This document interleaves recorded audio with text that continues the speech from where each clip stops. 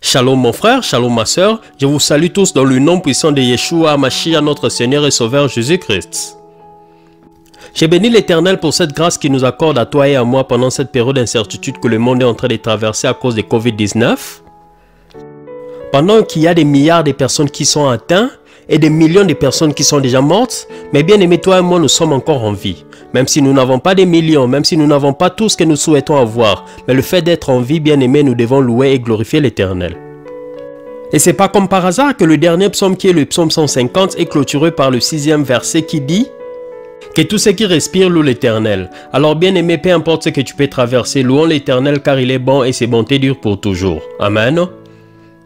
Notre étude aujourd'hui a pour référence principale Jean chapitre 6 au verset 35 qui dit Jésus est le pain de vie. C'est comme qui dirait le thème de notre message d'aujourd'hui, c'est le mystère du pain. Alors sans plus tarder, nous allons suivre cette séquence du film de Jésus qui parle de Jésus le pain de vie et nous allons nous retrouver pour continuer avec notre étude aujourd'hui. Que Dieu vous bénisse. Ne murmurez pas entre vous.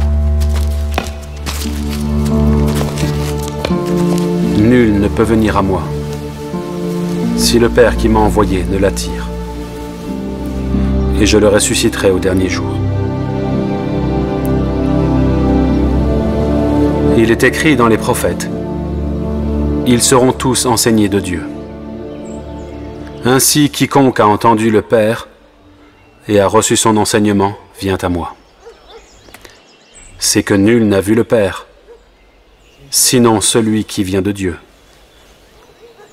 Celui-là a vu le Père. En vérité, je vous le dis, celui qui croit en moi a la vie éternelle. Je suis le pain de vie.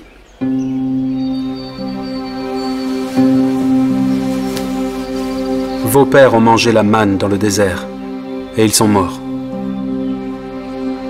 C'est ici le pain qui descend du ciel, afin que celui qui en mange ne meure point. Je suis le pain vivant qui est descendu du ciel. Si quelqu'un mange de ce pain, il vivra éternellement. Et le pain que je donnerai, c'est ma chair, que je donnerai pour la vie du monde. Comment peut-il nous donner sa chair à manger? En vérité, je vous le dis, si vous ne mangez la chair du Fils de l'homme, et si vous ne buvez son sang, vous n'avez point la vie en vous-même. Celui qui mange ma chair et qui boit mon sang a la vie éternelle, et je le ressusciterai au dernier jour. Car ma chair est vraiment une nourriture, et mon sang est vraiment un breuvage. Celui qui mange ma chair et qui boit mon sang demeure en moi, et je demeure en lui. Comme le Père qui est vivant m'a envoyé, et que je vis par le Père. Ainsi celui qui me mange vivra par moi. C'est ici le pain qui est descendu du ciel. Il n'en est pas comme de vos pères qui ont mangé la manne et qui sont morts. Celui qui mange ce pain vivra éternellement.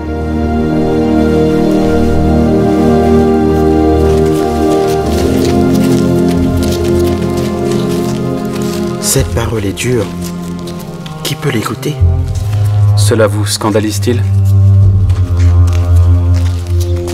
Et si vous voyez le Fils de l'homme monter où il était auparavant? C'est l'esprit qui vivifie. La chair ne sert de rien. Les paroles que je vous ai dites sont esprit et vie. Mais il en est parmi vous quelques-uns qui ne croient point.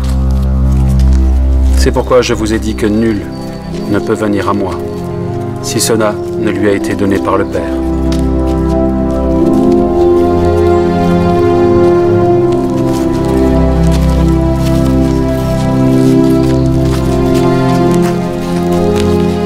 Et vous ne voulez-vous pas aussi vous en aller?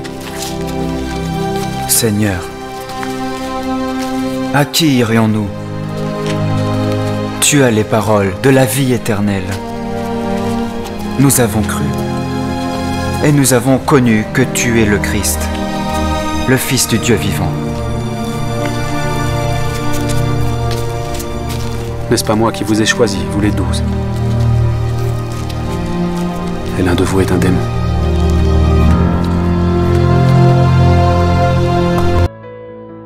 Après avoir suivi cette vidéo, nous pouvons aussi nous poser des questions comme des pharisiens, des docteurs de la loi, les souverains sacrificateurs. Ils étaient en train de se demander, mais de quoi Jésus parle-t-il? C'est quoi ces pains dont Jésus fait allusion? Mais c'est quoi le pain? Bien aimés, nous devons savoir que nous avons des types de pain. Nous avons le pain physique et le pain spirituel. En langage purement simple, le pain physique est défini comme une substance principale qui donne la vie. Et sans le pain, on ne peut pas vivre. Après avoir défini le pain physique, nous devons définir le pain spirituel. Mais pour trouver cette définition, nous devons partir dans les Saintes Écritures. Et nous sommes dans Jean chapitre 6 au verset 35, la Bible dit « Jésus leur dit, je suis le pain de vie. Celui qui vient à moi n'aura jamais faim, et celui qui croit en moi n'aura jamais soif. » Le verset 51 dit « Je suis le pain vivant qui est descendu du ciel. Si quelqu'un mange de ces pains, il vivra éternellement. Et le pain que je donnerai, c'est ma chair, que je donnerai pour la vie du monde. » Amen. Pour mieux comprendre le pain spirituel que Jésus représente, nous devons parler de sa naissance, car il n'y a rien qui ne s'était produit dans la vie de Jésus qui n'était arrivé comme par hasard ni par coïncidence. Tout ce qui était arrivé dans la vie de Jésus sur terre avait une signification prophétique, et cela nous aide à comprendre et à découvrir qui il est réellement. Amen. En rapport avec notre étude aujourd'hui, nous allons apprendre deux mots hébreux qui vont nous aider à mieux comprendre la personne de Jésus. Le premier mot c'est lehem, qui veut dire pain. C'est un mot très facile que vous pouvez répéter avec moi. Lehem, qui veut dire pain. Et le deuxième mot c'est beit, qui veut dire maison, place ou lieu.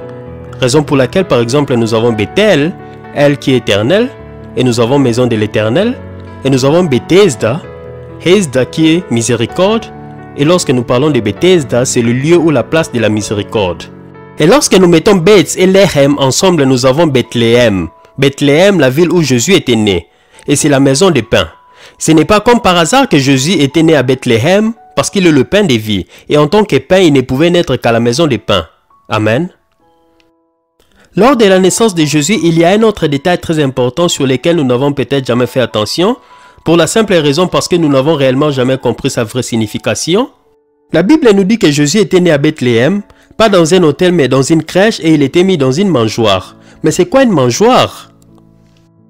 Une mangeoire c'est là où l'on met la nourriture pour les bêtes. Et ce n'est pas comme par hasard que Jésus est mis dans une mangeoire car il est le pain ou la nourriture qui est offert à tous les hommes. Amen. Bien aimés, nous vivons dans un monde de totale insatisfaction qui est caractérisé par des demandes. Soit nous avons besoin d'une nouvelle voiture, une nouvelle maison, des nouveaux habits, un nouveau téléphone, un nouveau travail, un nouveau mari, une nouvelle femme. Bref, tout doit être nouveau pour que nous soyons heureux.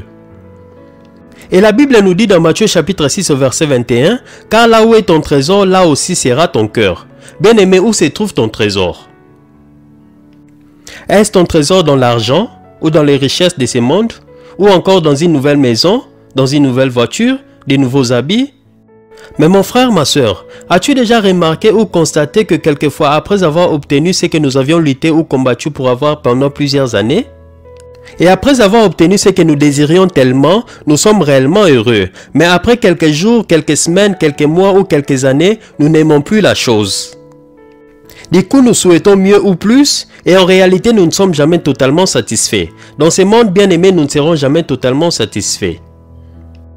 Raison pour laquelle Jésus, connaissant que tout ce que nous pouvons poursuivre sur cette terre n'est que vanité et ne pourra jamais nous rendre totalement heureux, par conséquent, il nous dit dans Matthieu chapitre 6 au verset 33, « Cherchez premièrement le royaume et la justice de Dieu, et toutes ces choses vous seront données par-dessus. » Amen. Mais c'est quoi le royaume et la justice de Dieu que nous devons chercher premièrement? C'est lorsque nous venons à Bethléem qui est la maison des pains. Bien aimé, le pain de Bethléem, c'est ce dont ton âme a besoin. Tu as besoin de Jésus-Christ plus que toute autre chose dans ce monde. Il est le seul qui peut te rassasier. Raison pour laquelle Jésus dit dans Jean chapitre 6 au verset 35, « Je suis le pain de vie. Celui qui vient à moi n'aura jamais faim, et celui qui croit en moi n'aura jamais soif. » Amen.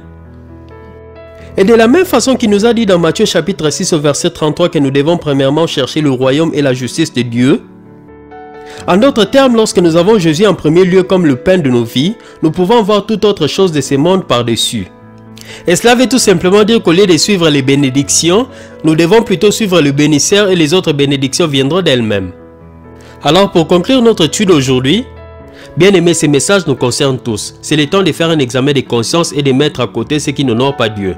S'il y a quelque chose dans ta vie qui ne plaît pas Dieu, qui n'est pas juste devant de Dieu, humilie-toi, répands-toi et change de vie. En rapport avec l'étude d'aujourd'hui, bien aimé, si Jésus n'est pas le pain de ta vie, en d'autres termes, si tu n'as jamais accepté Jésus comme Seigneur et Sauveur de ta vie, voici une opportunité qui t'est présentée en ces moments. Tu n'es pas maître de ta vie, tu ne connais pas le lendemain. Il y a une expression française qui dit qu'il ne faut jamais reporter au lendemain ce qu'on peut faire aujourd'hui. Surtout en cette période d'incertitude, bien aimé, il faut racheter le temps car les jours sont mauvais. Hier, nous étions allés enterrer un frère pour qui nous prions, mais malheureusement Dieu a permis qu'il parte. Au début, nous pensions que le coronavirus n'était que pour les personnes âgées et les personnes malades, mais du coup, on se rend compte que personne n'est épargné. Celui-ci était un frère en très bonne santé qui n'avait que 35 ans et il a fait 4 semaines au coma et finalement il est parti. Mon frère, ma soeur, toi qui écoutes ces messages, bien aimé, mourir n'est pas un problème. Mais le grand problème, c'est après ta mort, où iras-tu? Bien aimé, si tu rates le ciel, tu ne rateras pas l'enfer. Alors si tu n'es pas sûr de ton salut, rassure-toi aujourd'hui que, au cas où tu mourrais, que tu ailles au ciel. Le salut est gratuit, bien-aimé, ça ne s'achète pas. Et Jésus te dit, si tu écoutes ma voix, n'endurcis pas ton cœur. Invite-moi dans ton cœur, invite-moi dans ta vie. Je souperai avec toi, moi avec toi et toi avec moi. Bien-aimé, ne loupe pas cette opportunité. Et si tu as rétrogradé, c'est-à-dire tu as perdu la foi, Jésus te dit, tu n'es ni froid ni chaud, tu es tiède et je te vomirai. Tu as peut-être perdu la foi à cause des richesses de ce monde. Tu croyais qu'une nouvelle voiture, une nouvelle maison, des nouveaux habits, un nouveau téléphone, un nouveau mari, une nouvelle femme pouvaient te rendre heureux ou heureuse, mais tu as été déçu. Tu as perdu la foi à cause de certaines réalités de la vie. Tu es réparti dans le monde. Mais Jésus te dit, souviens-toi d'où tu es tombé. Rappelle-toi comment tu as reçu et entendu la parole de Dieu. Alors change tes voies. Reviens à moi et je reviendrai à toi. Je suis là. Alors bien-aimé, pense sur ces messages. Ayant compris qu'il est le lerem de nos vies, c'est-à-dire le pain de nos vies, nous ne pouvons rien faire sans lui. Alors bien-aimé, prends la décision de donner totalement ta vie à Jésus. Que Dieu te bénisse. Amen.